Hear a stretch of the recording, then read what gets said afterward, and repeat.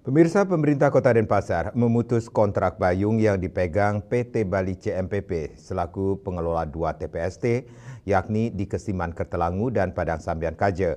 Pemutusan kontrak ini telah dilayangkan pada Bali CMPP Kamis 19 September 2024.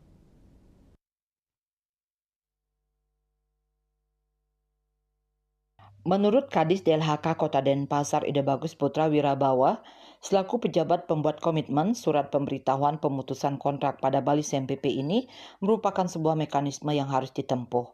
Hal ini lantaran Bali CMPP tidak mengindahkan surat peringatan SP 1, 2, dan 3. Adendum kontrak yang disepakati serta mempertimbangkan hasil monitoring dan uji kehandalan TPST Kesiman Kertalangu.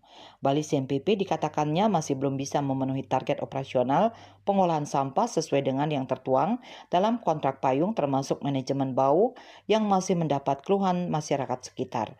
Secara rinci pihaknya menyampaikan bahwa SP1 secara resmi telah dilayangkan pada 19 Maret 2023, sementara SP2 sudah diterbitkan pada 19 Juni 2024 dan SP3 telah diterbitkan pada 16 Agustus 2024 dan berakhir pada 19 September 2024.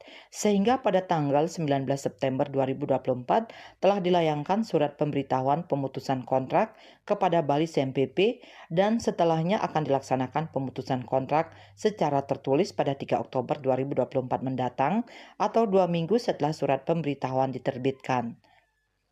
Gustre mengatakan bahwa sebelum surat pemberitahuan pemutusan kontrak dilayangkan, pihaknya mengaku bahwa Bali CMPP mengusulkan adendum kontrak. Namun demikian, pihaknya menegaskan bahwa adendum kontrak hanya bisa dilaksanakan terkait jenis sampah yang diolah dan jadwal pelaksanaan pengolahan sampah. Untuk volume pengolahan sampah merupakan hal yang substansi sehingga tidak dimungkinkan untuk dilaksanakan adendum kontrak. Dari awal proses penunjukan pengelola hingga pemutusan kontrak ini, pihaknya selalu didampingi oleh LKPP dan kedepannya dalam proses mencari pengelola baru juga akan didampingi oleh LKPP. Dikatakan Gustre, pemutusan kontrak payung ini tidak akan menghilangkan kewajiban PT Bali CMPP untuk membayar denda keterlambatan tanggal pengoperasian TPST. Dengan pemutusan kontrak ini, maka PT Bali CMPP wajib memindahkan seluruh mesin yang ada di TPST Kesiman Kertalangu dan Padang Sambian Kaje.